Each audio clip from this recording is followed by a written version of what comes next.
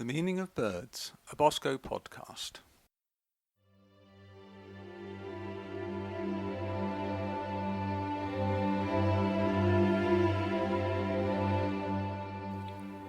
Birds are the wild creatures we see every day in gardens, fields and cities. Pigeons, starlings, rooks and sparrows are so familiar we often take them for granted. But what do we know about these everyday birds? And how important are they? And what is their value for us? Welcome to the Meaning of Birds podcast, a weekly series in which we shall take a look at the lives and meaning of some common British birds. Season 1 has 6 episodes. Each examines a different species. I am Paul Stevens-Wood, your host for the series.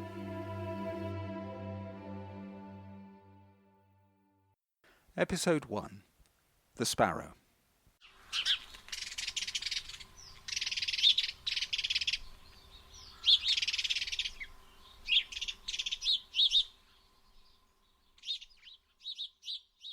The house sparrow is one of the most numerous birds in Britain. There is an estimated population of over 6 million breeding pairs. Everyone will have seen them. They are perky and bustling little brown birds that have lived alongside us for millennia. The name sparrow comes from the Old English of the Saxon invaders, sparwa, and because the bird is quick-witted and operates in gangs, it has come to be used about aspects of ourselves. Skinny kids in Scarborough were called spugsy, the local name for the sparrow, and the Cockney term, my old cock sparrow, is used to denote small and cheeky people. The sparrow's vernacular names of spadger, spuggy and spadgig suggest a long and familiar acquaintance. Originating in the Middle East at the dawn of the agricultural revolution, they travelled with the early farmers to Europe, Asia and North Africa. For at least the last 12,500 years, sparrows have been associated with human settlements, eating grain seeds and nesting in thatched roofs. Sparrows have adapted well to their urban and rural environments. They are birds of cities and villages, avoiding woodlands, grasslands and deserts, and rarely found far from human settlements. They eat the grains of cereal crops and weeds, and in the breeding season will take insects to feed their chicks. The birds have a reputation for nesting almost anywhere and taking advantage of any man-made space. Their Welsh name, roofbird, gives a clue to its favoured nesting sites, but holes in street lights, which give the brood both warmth and safety, have also been used.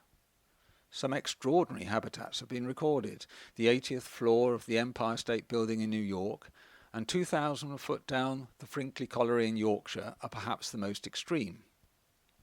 The nest is an untidy bundle of straws and feathers, often augmented with bits of paper, cloth, plastic or cigarette butts. The fact that sparrow chicks are fully independent after 6 weeks allows mature females to lay 3 or 4 clutches a year. Although mortality is high, with only a quarter surviving the first breeding season, the rapid breeding cycle means that sparrow populations are numbered in the millions worldwide. They are now the most widely distributed wild bird in the world, having been deliberately introduced into the Americas, Australia and Africa.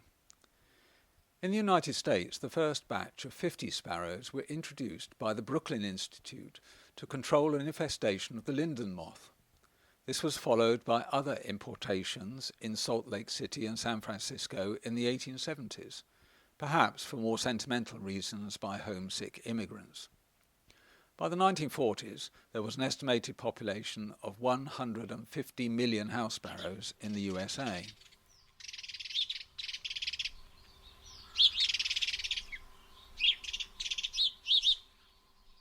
Sparrows have always had a mixed reputation. Their very public mating has made these small birds synonymous with sex and lechery. Since ancient Egypt, there have been references to their lustfulness.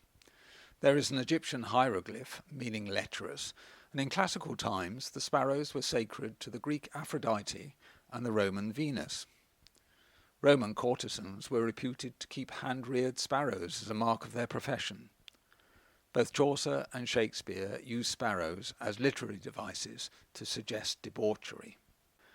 These references to the licentiousness of sparrows, however, are based on perception and custom, not truth. Scientific studies have proved the sparrow to be remarkably faithful. They pair for life, and the out-in-the-open mating is between established couples. They have been known to cheat on their partners, though. Genetic studies have suggested that about 15% of offspring are by multiple partners, and it was seen that these illicit liaisons are carried on in private and out of sight of the colony. This sexual behaviour rather mirrors our own. A study on the genetics of an inner-city block of flats came up with a similar infidelity rate of 15%.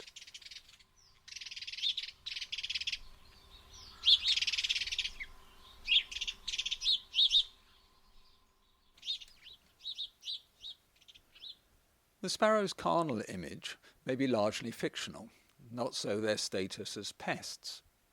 The hunting and destruction of sparrows has a long tradition.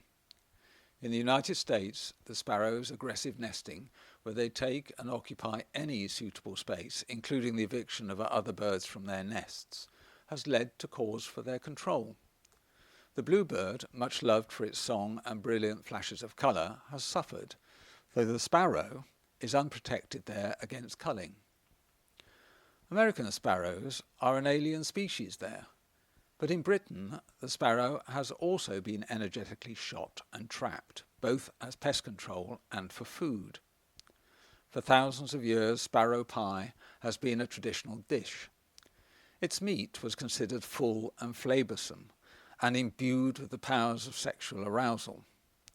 A 19th century recipe suggests having sparrow feet sticking through the crust to identify the ingredients. It was not always a dish for the cottage, though. Some Elizabethan recipes use ingredients like sugar and spices, well beyond the means of a humble labourer. There are plenty of historical references to sparrow pots, earthenware pots with small nesting holes that were hung around the farmhouse walls to encourage nesting sparrows. They seem to have been introduced into East Anglia by Dutch settlers, but spread across England and Wales. When a clutch of chicks had hatched, they were harvested as supplementary meat. A variety of sparrow nets were used to trap the creatures. Some nets, as long as 9 metres, were strung around farmyards to catch the birds en masse. The Gelder net, shaped like a large snowshoe with numerous hair nooses, were baited with grain. The sparrows would get trapped in the fine threads. A technique called bat fowling was used in the Midlands. A clap net of 2 ash poles 3 metres tall had a small mesh net suspended between the poles, turned up at the base to form a bag. At night, the trappers would flash lamps at the roosting sparrows and the startled birds would swoop into the net. The Badsea bat fowlers from Badsea in the Vale of Evesham, just before the First World War, had a fearsome reputation for hard drinking in the local inn before hunting the dicky spodgers. During the 19th century, sparrow clubs were widespread institutions, organised by church wardens who paid bounty on sparrow beaks. They were very competitive, with annual dinners where the year's top sparrow killer was honoured.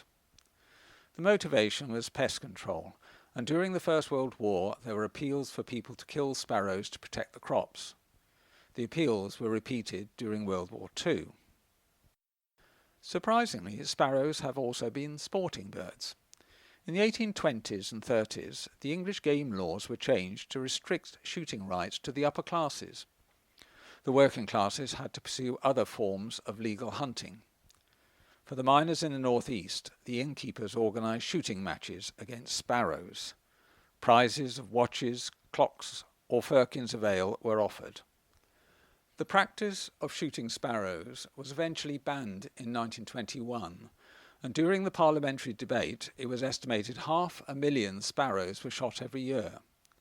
Now the sparrow is a protected species in Britain and can only be culled in exceptional circumstances, such as severe agricultural damage or grain silo contamination. The greatest sparrow slaughter in history was between 1958 and 1962. It was against the tree sparrow, which is very common in China. It's a relative of the house sparrow and found in more rural settings in Britain and Europe. The Communist government of Mao Zedong declared the sparrow a public enemy for its perceived destruction of the grain harvests. Millions of Chinese were mobilized to shoot, trap and harass the birds. Gongs and drums were continuously banged to stop the birds roosting, and they fell from the sky in millions through exhaustion. Billions of birds were killed, but grain harvests went down, and locust numbers increased. When it was realized that sparrows played an important part in controlling other more destructive pests, there were so few left they had to be imported from Siberia.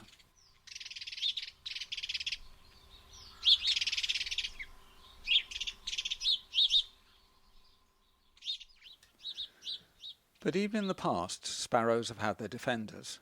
Henry Saxby, the 19th century ornithologist, recorded how the Shetland Islanders' potato harvest failed because they persecuted the birds and failed to recognise that sparrows destroyed more serious pests, just as Mao had done. Saxby was taking a scientific view, but the sparrow has had another more saintly status. The Venerable Bede, writing his 7th century ecclesiastical history of the English people, Pope in his poetry, and Shakespeare in his plays, have drawn on Christ's moral lesson that just as the small plain sparrow was loved by God, so was each person. The message that the most profound can be found in the most humble of creatures has resonated through our culture for millennia, and it was exemplified most strikingly by using the sparrow. Today, as the religious impulse has weakened in our more secular society, other impulses have come forward. The American writer Henry Thoreau was enthralled when a sparrow landed on his shoulder while he was in his garden digging. He was spellbound by the encounter that gave him a physical and emotional pleasure by connecting him to the natural world. It is this connection to the nature of things through a bird as common as the sparrow that could explain why the birds are so often fed in our parks and gardens. Sparrows are under threat. Although the British population is still in the millions, there are fewer birds than there were, particularly in our cities. Since 1977, house sparrow populations have declined by 71%. The loss of farmland habitats may explain the decline in rural populations, but much more work needs to be done to explain the 60% decline in London and other cities in the last 20 years. Many reasons have been suggested for the decline. Increased levels of pollution, loss of nesting sites caused by new building, and increased levels of predation being a few. There is, as yet, no definitive answer. Recent surveys suggest that the decline is levelling off, but the species is still a cause for concern, as the decline is seen as a warning of serious ecological damage.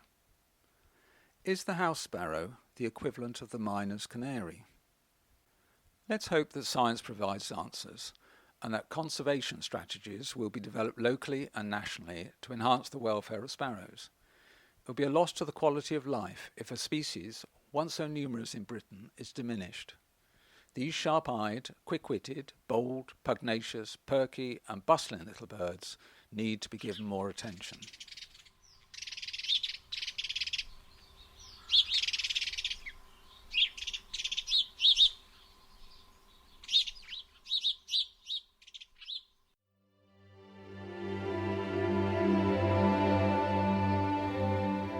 You have been listening to a Bosco podcast on the meaning of birds. My thanks to Lobo Loco for the music, Hymn to the Moor, and Fraser Simpson for the recording of Sparrow Song. Both were reproduced under a Creative Commons license. If you would like to get in touch, email themeaningofbirds@gmail.com or go to the blog, thenatureofbirds.wordpress.com, where you can find a transcript of episodes in the series and information about other species too. In next week's podcast, we will be examining the nature and meaning of the starling.